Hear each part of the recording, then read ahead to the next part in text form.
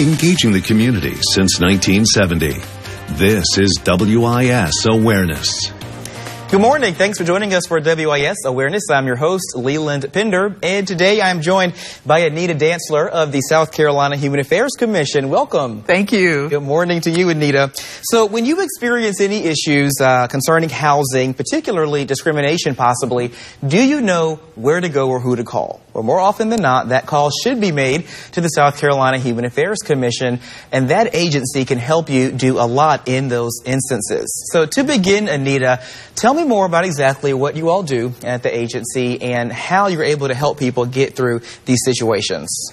Well, at the Human Affairs Commission, we take in calls of complaints of discrimination from citizens across the state.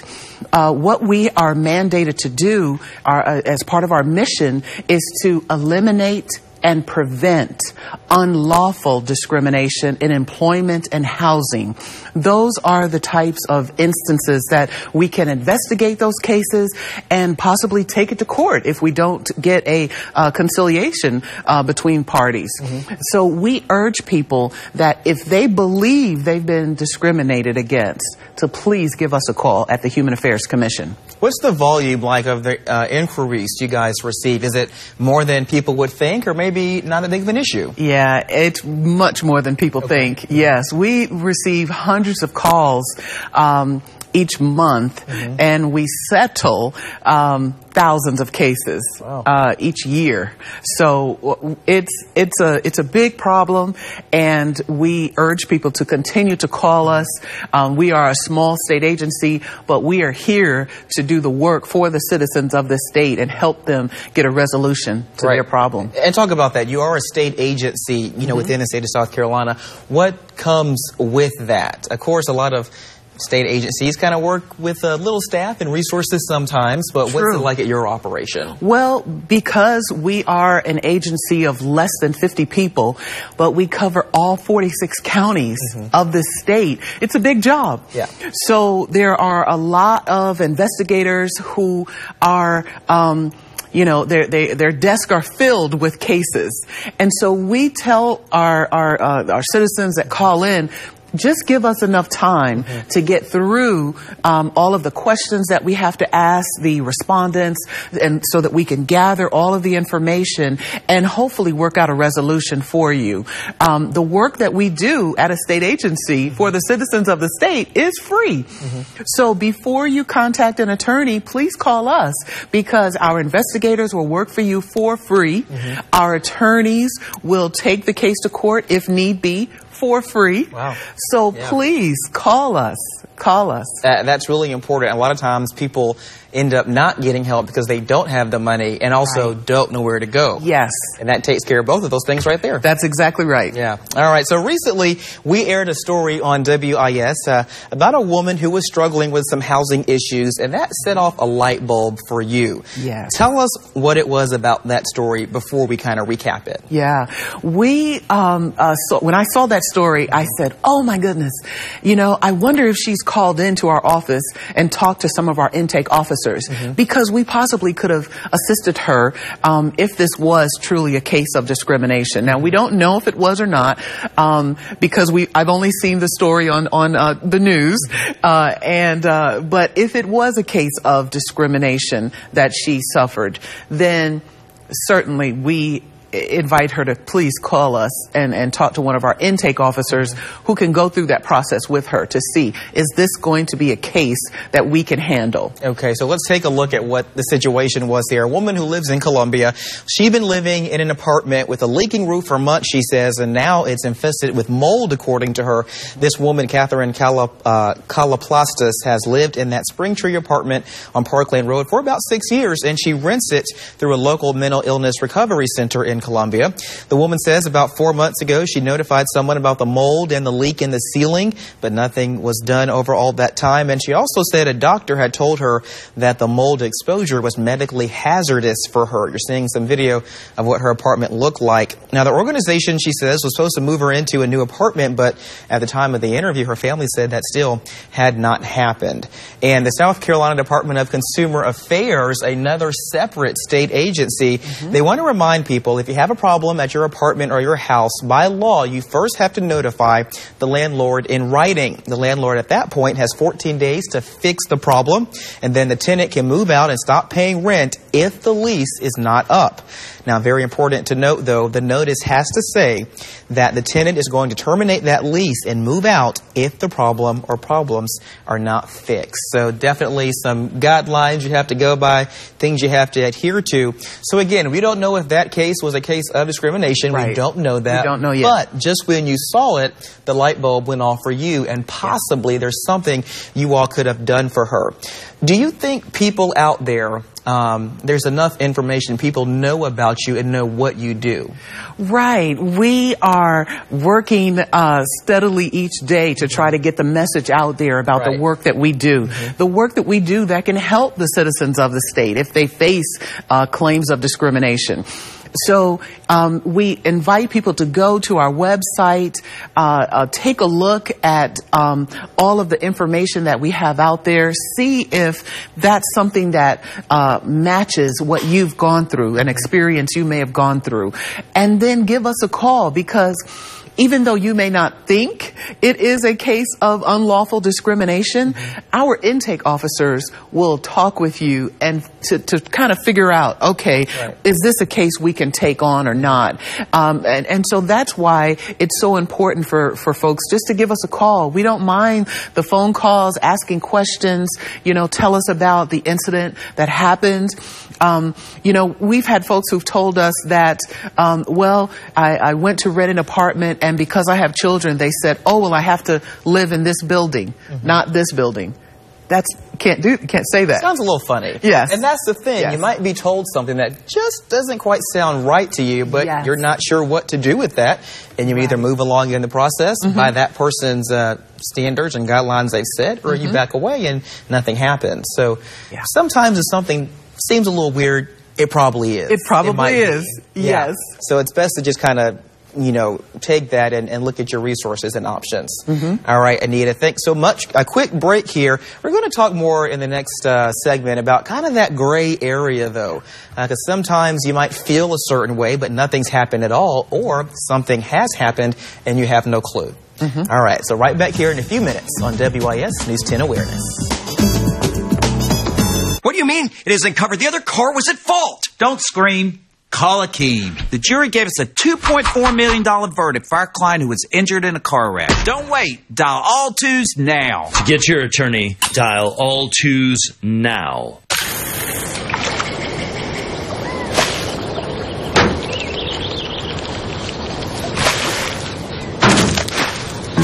Wouldn't it be nice if things were this easy?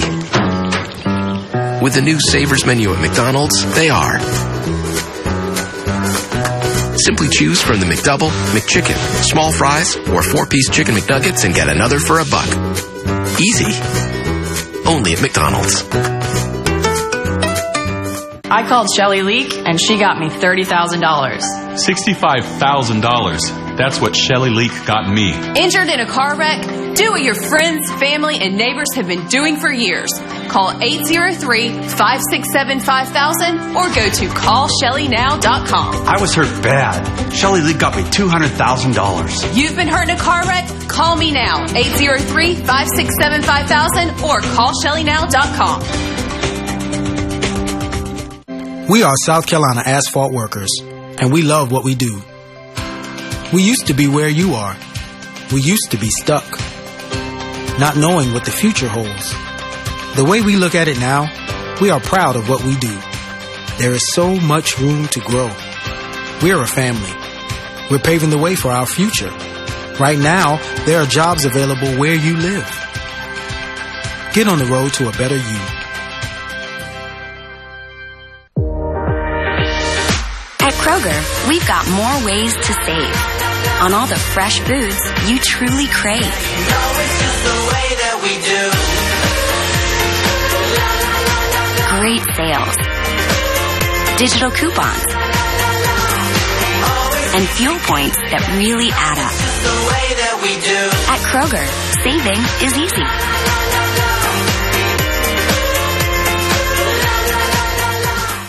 Welcome back this morning to Awareness on this Sunday. And right now, Anita and we are joined by Human Affairs Commission staff attorney Alex Pate, who handles the Commission's fair housing cases for the most part. Welcome, Alex. Good morning. Good to have you here. So it seems like you all possibly could have helped that woman in that story we were just talking about in the last segment. Alex, from the standpoint of the law, what you know about that case, do you think that rose to the level of discrimination or maybe not? We would need a little bit of additional information there to really make that determination. And the thing we'd be looking at is whether or not the resident has a disability that is impacted by the mold. And if that's the case, then they would want to request an accommodation to have the mold removed. And if there was a refusal by the landlord to remove the mold, that could be a fair housing violation. Okay. And discrimination is such a strong word, and then you say fair housing violation. How do you reconcile those two things, or are they the same? They're exactly the same. Okay. A violation of the Fair Housing Act is discrimination. The Fair Housing Act and the South Carolina Fair Housing Law are civil rights laws, just like the Title VII in the employment context. And so a violation of either of those statutes is a discriminatory act. Right. So how do you know when you've been discriminated against? I mean, it's easy to get emotional and feel a certain way and interpret certain actions a certain way. But how do you know if that's truly what's happened to you in any situation? A lot of times you don't. We get people who feel that they've been wronged somehow, and sometimes it's discrimination, unlawful discrimination under the statute, and sometimes it's not. The big thing we're looking at is whether the act that they've experienced was based on one of the what we call protected bases. So things like race, religion, color, sex, national origin, disability, or familial status. Those are the protected bases in the Fair Housing Law. And so if the action that you've experienced, if your landlord or the lender or whoever it is that's involved in the housing transaction has done something to you, and it was on one of those bases, that's when we would become involved and look to see a little closer if there was a violation. If you can speak to some examples, possibly. You guys deal mostly in housing and employment. Just what's some of the stuff you've seen that's probably pretty common that a lot of folks might be dealing with as well? Sure thing. So for familial status, a lot of times we'll see where it's called a practice called steering, where a landlord or a housing manager will say, okay, well, you might be better off in this building because there's other families there because they want to keep a separate building quiet, or you might be better off in this neighborhood. You might feel more comfortable there in a racial context to a black family saying, oh, you might be a better fit over here. The most common cause cases we end up taking are disability-based, though, and that's something that Housing and Urban Development and the Equal Employment Opportunity Commission, both of their numbers reflect the same things that ours do, that's the fastest-growing category of discrimination. And why do you think that is? A lot of potential factors. I think a large part of that is a growing awareness of what constitutes a disability. The statute was amended to expand the ADA, Americans with Disabilities Act, was expanded to, or modified to expand the definition of disability and make it a little clearer what exactly that constitutes. Another part of that might be just a aging population. As the baby boomers continue to age and retire, see an increase in the number of age-related disabilities. And so that's one of the things that we're seeing a lot of. Interesting. Okay, so going back a few seconds, you talked about how if you have kids or something, a potential landlord might say, you'll be better in this building over here. Honestly, if someone said that to me, I probably wouldn't think twice and think I was being discriminated against. And I think that's how most people would perceive that. But you can't do that as a landlord in that situation. That's correct. Not supposed to, anyway. Not supposed to. It certainly happens. So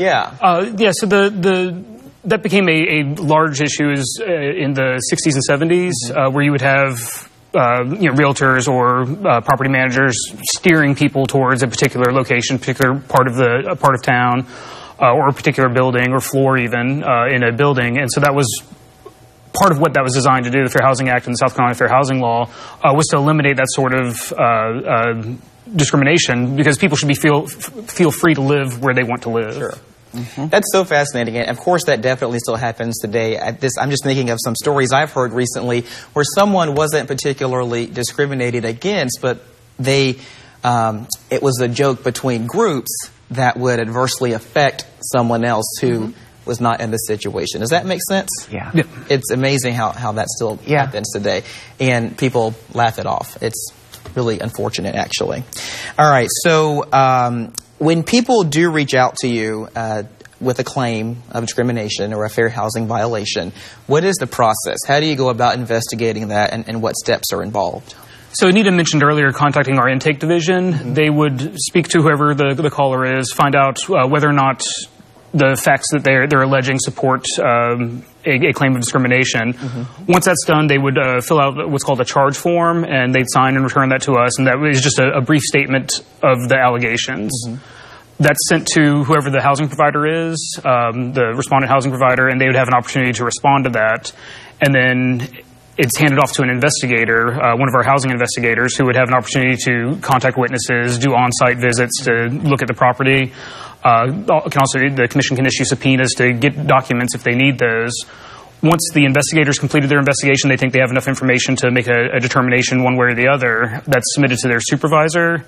And then after the supervisor's reviewed it, it's submitted to one of the attorneys, and then finally goes to our commissioner, who finally signs off one way or the other, saying, yes, we think discrimination occurred, or no, discrimination did not occur. Okay, so I want to get you back in here, Anita. What if you guys get to a place where you do your investigation and you decide we can't help this person? What happens then? Well, we notify them, of course. Throughout the process, we're talking with the person that has made the complaint. But if we come to a point where we cannot get a resolution, then we contact them to let them know you do still have the option to contact an attorney. So we want to let folks know that you don't have to figure out whether or not, you've been discriminated against. If you believe that something has happened a little strange, and you want to talk to someone, you can call us. We are the ones that will help you to figure out whether or not this is truly a case of discrimination that we can handle at our agency. Right.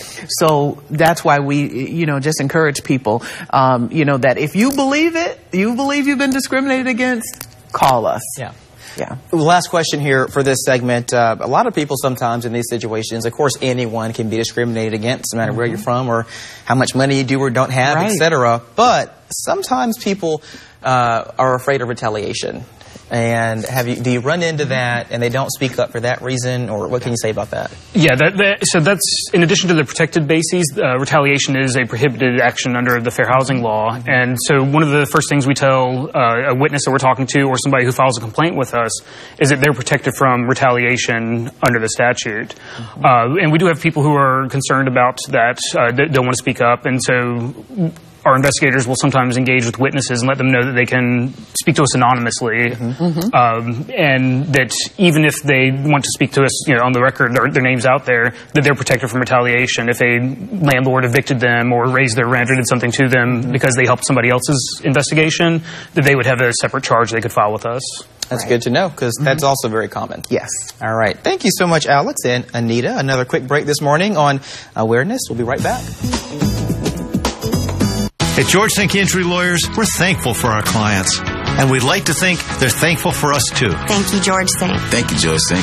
I am so glad I called George Sink. If you've been hurt, call all nines. We thank you for allowing us to serve you. Because 4 in 5 heroin users started with prescription opioids. Because every 7 seconds, another painkiller prescription is filled in South Carolina. And because it can take just 3 days to become dependent. Ask whether you really need opioids for pain. Don't let painkillers be just plain killers.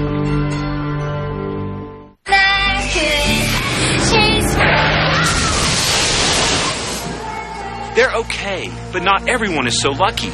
If you've been injured in a car accident, call Hawk Law today. Make the call, 888-HAWK-LAW. The world is changing at a rate like never before. So, why isn't education? Raise your hand if you could use an education that's actually modern, actually affordable, and actually personal. If you're one of the 35 million Americans who hasn't finished your degree, well, Strayer's here to help. Welcome to the future of education. Hey, shrimp lovers. Captain D's Ultimate Shrimp Feast is here. It's our new extra crispy shrimp, grilled shrimp, and all kinds of tasty shrimp. Did we mention shrimp? It's shrimply amazing when the captain is gone. Captain D's. On the weekends, we spend time with our friends and family. Sometimes, bad things happen to good people. And at George Sink Injury Lawyers, we know that accidents can happen anytime. That's why we're here to take your call every day. Nights, weekends, 24/7. If you're hurt, call all 9. All right, welcome back this morning to Awareness. I want to ask you, Alex, a lot of times when you have these instances of discrimination that people might not even recognize, is that perceived sometimes as them thinking that person's actually being helpful to them? Is that easily misconstrued? Oh, certainly. Sometimes you'll have people, benign discrimination, where somebody with a disability may be offered or steered towards a first floor unit, even though they don't have any mobility issues. They want to live, on the 5th floor, the penthouse. So sometimes people aren't even aware that they're being discriminated against, but that sort of practice is still illegal. Right. Gotcha. Okay. You guys have a lot of information on your website. And also, by the way, if you want to reach out to the Human Affairs Commission, here's how you can do that. You can call them, email them, or send them a visit. That's right. At their office downtown on Sumter Street. Pop up that graphic if you don't mind. They are located, again, on Sumter Street. Well, that's the website. There should be another graphic in there. There it is. 1026 Sumter Street in Columbia, 803-737-7800 or 800-521-0725. You can email them at information@schac.sc.us or go to their website, schac.sc.gov. And there's the website. Now let's talk about this, because you have a lot of information there as well that can be very helpful to people in this initial process, perhaps if they didn't want to call you right away. True. What can you do there? Well, a lot of folks will go to our website first and try to figure out, I think I might fit here, or maybe I fit here.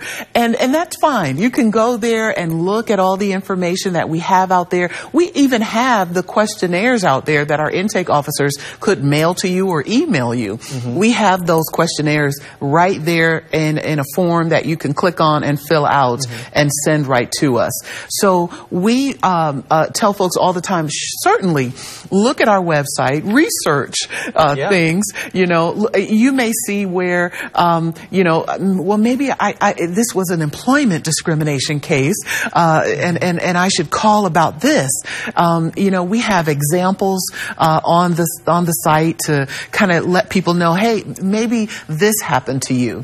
So, give us a call, and we can talk with you to find out if this is something that we can certainly help you with. I wouldn't be surprised if someone watching this morning is listening and thinks, oh, I think I might have been, a victim of this, or this happened to me. Yeah. So if you want to reach out, you can do that online or give them a call. Anything else you want to add to the conversation before you wrap up, Alex? Just to say that definitely feel free to reach out to us. If it's not an issue that our agency can help you with, our intake officers have information that may be able to direct you to another state agency or organization that can assist you. A lot of times we'll send referrals over to Department of Consumer Affairs if it's a consumer issue, or referral to the South Carolina Bar Referral Service if it's an issue that a private attorney would be of assistance with. Real quickly, last question here, about 30 or 40 seconds. You mentioned the Consumer Affairs Department. Any other partners in the state or community you work with on these issues? Lots. Yeah, lots. Okay. Lots. Give us a quick list. You got 20 seconds. So ABLE is a disability advocacy group that we work with. The Commission on Aging, Commission for the Blind. Consumer Affairs, of course. Wow, there's so many. Yeah. Was that a dumb question? There are dumb questions. No, there are a lot of people who make our jobs easier and refer people to us, and we can also refer them back. So give us a call if you have a question about it, and we'll get you in the right place. Okay, I apologize for that. I do believe in dumb questions. That might have been one. A lot of help out there for people who need it. Yes. Okay, another dumb question. Another quick break. We'll be right back.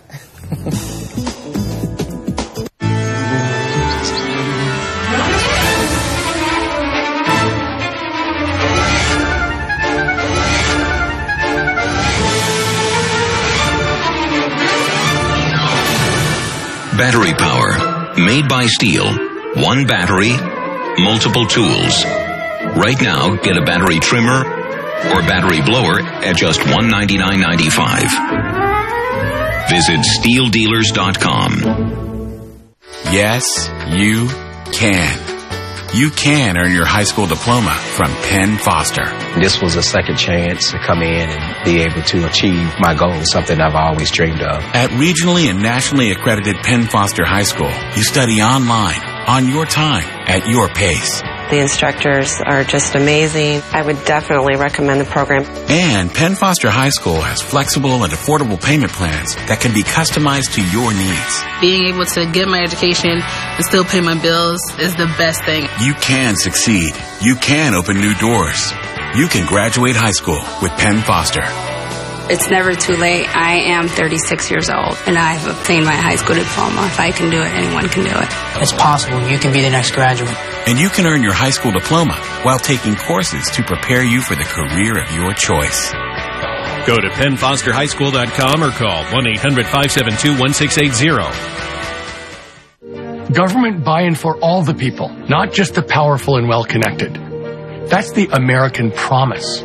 But big corporations and special interests are in control. Nothing's happening for real people. Our democracy has been purchased. The candidates running for president have great ideas, but we can't get anything done unless we make our democracy serve the people again. I'm Tom Steyer. I approve this message. I'm running for president because it's time our democracy works for people. Once again, thank you to Anita Dantzler and Alex Pate from the South Carolina Human Affairs Commission. Again, if you saw something today that might have looked or sounded familiar and you want to learn more, feel free to reach out to the South Carolina Human Affairs Commission. Here's their contact info on your screen. You can visit them in their office Monday to Friday, 8:30 to 5. Give them a call, local number or their 800 number. Again, there's their email there and their website. They are standing by to help you with many partners in the community.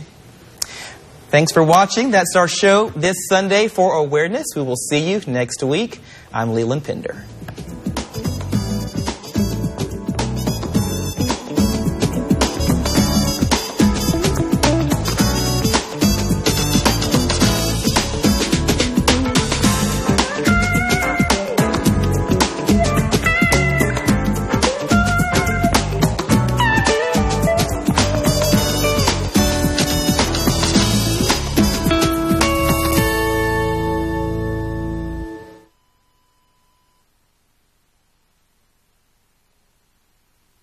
Car wreck? Need your check? Don't know what to do? Dial all twos.